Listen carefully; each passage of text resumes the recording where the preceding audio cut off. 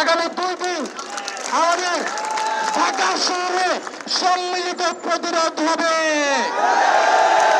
বন্ধুগণ, আমরা স্পষ্টভাবে বলেছি যে আমাদের কোটার প্রথম দাবিতে হচ্ছে 18 পরিপত্রকে পুনর্বহাল করতে হবে। কোটা নিয়ে যে কোনো সিদ্ধান্ত এই প্রথম দফা পালনের পরেই আমরা বিবেচনা করব। প্রথম দফা পূরণ সাপেক্ষে আমরা কিছু রূপরেখা দিয়েছি যাতে বাংলাদেশে কোটার সমস্যা একেবারে নিরসন করা যায়। সেটি হচ্ছে কমিশন গঠন করে সকল গ্রেডে শুধু অনগ্রসর গোষ্ঠীর জন্য কোটা বিবেচনা করে সকল অযৌক্তিক কোটা বাতিল করতে হবে।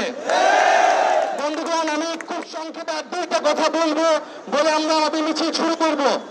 বন্ধুগণ, একটা বিষয় খুব স্পষ্ট যে সারা বাংলাদেশের মানুষকে আমরা আহ্বান জানাচ্ছি, এটা শুধু শিক্ষার্থীদের আন্দোলন নয়, এটা শুধু চাকরি প্রত্যাশীদের আন্দোলন নয়। আজকে বিসিএস এ 400-500 শিক্ষার্থীরা চান্স পায়, বাকি শিক্ষার্থীরা কিন্তু অন্য পথ বেছে নেয়।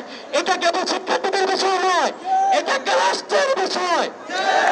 তো সকল জনগণের প্রতি আহ্বান থাকবে, আপনারা এটা সবার আন্দোলন যে বাংলাদেশের ভবিষ্যৎ কি হবে, নীতি নির্ধারণের পথে কে যাবে। আমরা বলেছি সেটা মেধাভিত্তিক ভাবে নিয়োগ করতে হবে। আরেকটা বিষয় যে আমরা কোনো মুক্তিযুদ্ধ কোটার বিরুদ্ধে স্পেসিফিক ভাবে কোনো কথা বলছি না, আমরা পোষ্য কোটা সহ সকল অযৌক্তিক কথা সেই কোটাগুলোর বিরুদ্ধেও বলছি।